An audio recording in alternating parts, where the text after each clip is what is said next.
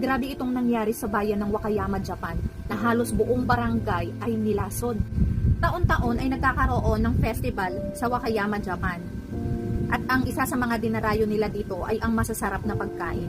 At nung araw nga ng fiesta, kami ang dinala sa ospital at marami din ang namatay.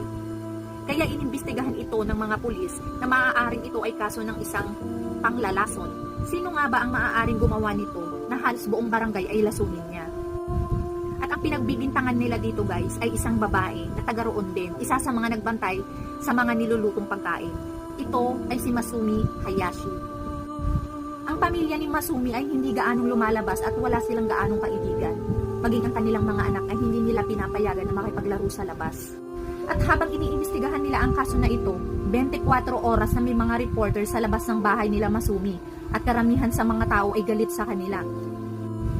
Hindi naman talaga directly napatunayan na si Masumi ang naglason.